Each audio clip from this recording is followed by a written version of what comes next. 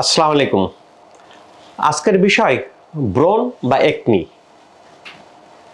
এই ব্রণ বা একনির সাথে আমরা কম বেশি সবাই জড়িত।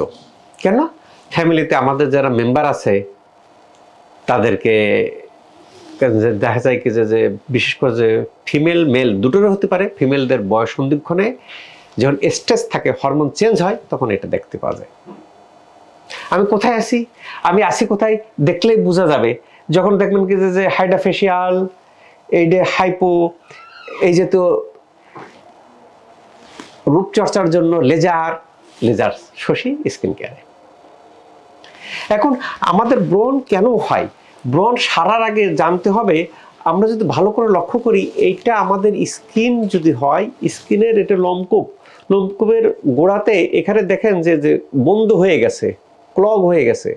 ক্লগ হয়ে গেলে এর মধ্যে কি হয়, ব্যাকটেরিয়া, ফাঙ্গাল সব ইনফেকশন হয়, ইনফ্লামেশন হয়। ইনফ্লামেশন হলে তখন ত্বকের স্বাভাবিক অবস্থানটা থাকে না, একটু উঁচু নিচু হয়, হয়, একেই ব্রণ বলতেছি। কথা বোঝা গেছে? আমাকে আগে জানতে হবে যে ব্রণ অ্যানাটমিটা কি, আমাদের স্কিনের ইয়েটা কি, তারপর আমি সারতে পারবো। এটাতে যেভাবে ঘটে তারপর ভিত্তি করে ব্রণকে কয়েক ভাগে ভাগ করা হয়, বা ব্রণ হয়ে যাওয়ার পরে তার রেজাল্ট কনসিকুয়েন্স কয়েক রকমের হয়। যেমন একটা ব্ল্যাক হেড, এই ব্ল্যাক হেড এক ধরনের ব্রণ, হোয়াইট হেড এক ধরনের ব্রণ, প্যাপুলস আরেক ধরনের ব্রণ, নুডলস এক ধরনের ব্রণ, সিস্ট এক ধরনের ব্রণ, পাস্টুলস এক ধরনের ব্রণ। ব্রণ অনেক রকম প্রকারভেদ আছে। এবং ব্রণ হয়ে যাওয়ার পরে বা একনি হয়ে যাওয়ার পর আমরা যখন নখ যদি খোটাখুটি করি, টাচ করি, করলে কি হয়, আমাদের ইনফ্লামেশন ঘটে। ইনফ্লামেশন ঘটলে কি ওর ভিতরে পুষ তৈরি হয়। বুঝা গেছে? তাহলে এই যে ব্রণ যে বিব্রতকর অবস্থার মধ্যে পড়ি, আমরা অনেকের অনেক বছর যাবৎ ব্রণে ভুগে থাকি। ব্রণ হলে কি স্ট্রেস কাজ করে, একটা দুশ্চিন্তা কাজ করে, ব্রণ হলো, অন্যের সামনে যাওয়া যাবে না, দেখা যাবে না, কি একটা বিব্রতকর অবস্থার মধ্যে পড়ব। তাহলে ব্রণ হলে কি চিকিৎসা দিতে হবে? চিকিৎসা দিতে হবে যে কারণে হয়েছে সে কারণটা।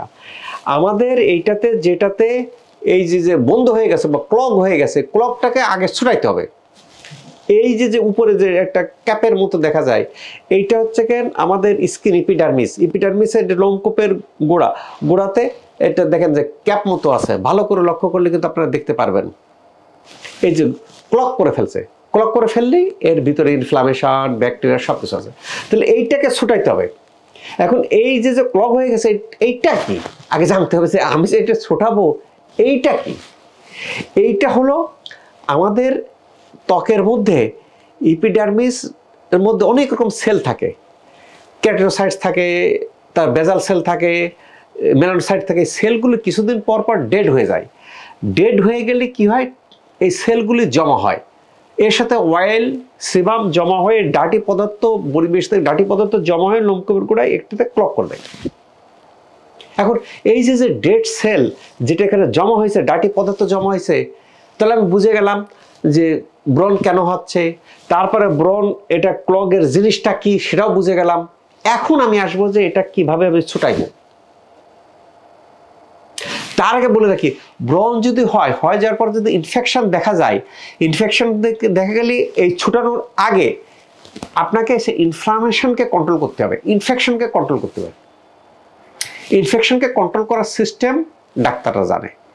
শশী স্কিন কেয়ারে এইটাকে, এই যে আমি যে কথাগুলো বলতেছি যে এখানে ক্লগ হয়ে গেছে, একে ছুটাইতে হবে, ইপিডার্মিসের কেরাটোসাইটস, এটা জানে কে? জানে ডাক্তার। এমবিবিএস ডাক্তার ছাড়া একটা টেকনিশিয়ান, টেকনোলজিস্টের পক্ষে এটাকে জানা সম্ভব না। কাজেই যে বিভিন্ন জায়গায় ট্রিটমেন্ট নিচ্ছেন, টেকনিশিয়ান দিয়ে, টেকনোলজিস্ট দিয়ে রেজাল্ট আসতেছে না। শশীতে কেন সেরা? শশীতে ডাক্তার ট্রিটমেন্ট দেয়, সে তো অ্যানাটমি সম্পর্কে জানে। জানার পরে এইটা ছুটাইতে হবে। এটা ছুটাইতে যায় কি পদ্ধতি অ্যাপ্লাই করা? অনেক রকম পদ্ধতি আছে। যেমন কেমিক্যাল পিল এক ধরনের পদ্ধতি, সেই ক্ষেত্রে যে এটা ছুটে যায়। কথা বলছো? আবার ডার্মাটো অ্যাব্রাশন আর একটা পদ্ধতি আছে, মাইক্রো নিডলিং একটা পদ্ধতি আছে, মাইক্রো ডার্মাটো অ্যাব্রাশন একটা পদ্ধতি আছে, ইলেকট্রোকটারি একটা পদ্ধতি আছে, লেজার রিসারফেসিং একটা পদ্ধতি আছে। লেজার অনেক রকম লেজার কাজ করে। তাহলে এখন এই জিনিসগুলো জানবে কে? জানবে ডাক্তার, যে পিছনে ট্রিটমেন্ট দিচ্ছে। এখন শশীতে কেন? শশীতে ডাক্তার ট্রিটমেন্ট দেয়, সরি। সেই কারণে কাজে ব্রণ এখনকার দিনে কোনো সমস্যা না। আপনি যদি সঠিক ট্রিটমেন্ট নেন ব্রণ ভালো হয়। ব্রণ আবার 3 প্রকার আছে, মাইল্ড, মডারেট, সিভিয়ার। এখন মাইল্ড ব্রণ ভালো হইতে যে কয়দিন টাইম লাগবে, সিভিয়ার ব্রণ ভালো হইতে তার থেকে বেশি দিন টাইম লাগবে। ব্রণ যদি ইনফেক্টেড থাকে সেটা ভালো করতে আরও বেশি দিন টাইম লাগবে। ইনফেকশন হলে কিন্তু ওষুধ লাগে, অ্যান্টিবায়োটিক লাগে অথবা পিআরপি লাগে।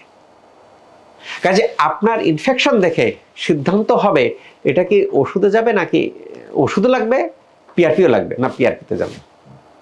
স্যার ব্রণ হয়েছে, স্যার লেজার দেন। আপনারটা তো আগে পরীক্ষা করতে হবে যে আপনারটা কোন স্টেজে আছে। আবার অনেকে কি ব্রণ সেরে যাচ্ছে, সেরে যাওয়ার পর স্ক্যার হচ্ছে, দাগ হচ্ছে, একনি স্ক্যার। একনি স্ক্যার হয় কেন? আমাদের যে ফাইবার আছে, ফাইবার কোনোটা ডিপোজিট হয়, কোনো ক্ষেত্রে লস হয়। লস হলে কি হয়? গর্ত হয়ে যায়, মুখের ভিতর বিভিন্ন জায়গায় গর্ত দেখবেন। আর ডিপোজিট হলে উঁচু হয়ে যায়, মুখ এবড়ো থেবড়ো হয়ে যায়। বুঝা গেছে? এবড়ো থেবড়ো হলে দিক থেকে অড লুকিং লাগে। পুরুষের হয়, মহিলাদের হয়। মহিলাদের ক্ষেত্রে বেশি দেখতে পাওয়া যায় এবং বেশি বিব্রতকর অবস্থার মধ্যে পড়ে। তাহলে কি হবে? মুখ এবড়ো থেবড়ো হয়ে গেলে, উঁচু নিচু হয়ে গেলে দেখতে খারাপ লাগবে। তাহলে আমি এই একনি স্ক্যার রিপেয়ার করতে চাই। কোথায় রিপেয়ার করব? কোথায় বিশ্বস্ত লেজার আছে? শশী। এখন হচ্ছে কি যে স্যার আমি তো ঢাকার বাইরে থাকি, আমি তো আমার লোকাল জায়গায় ট্রিটমেন্ট নিচ্ছি। নিতে থাকুন, ভালো যদি না হয় শশী। স্যার আমি তো ঢাকায় থাকতে পারবো না, ঢাকায় থাকার প্রয়োজন নাই। দিনে আসে, দিনে ট্রিটমেন্ট করে চলে যাবেন। এর তো ডেলি দেওয়ার দরকার পড়ে না। এবং এটা সপ্তাহে 7 দিন খোলা থাকে, প্রত্যেক দিন সকাল 8টা থেকে রাত 8টা। আসার পূর্বে নিচের ফোন নম্বর দিয়ে আসার জন্য অনুরোধ করা হলো। আল্লাহ তাআলা আমাদের সবার ব্রণকে ভালো রাখুক এই প্রত্যাশায়। Doctor S M Shahidul Islam.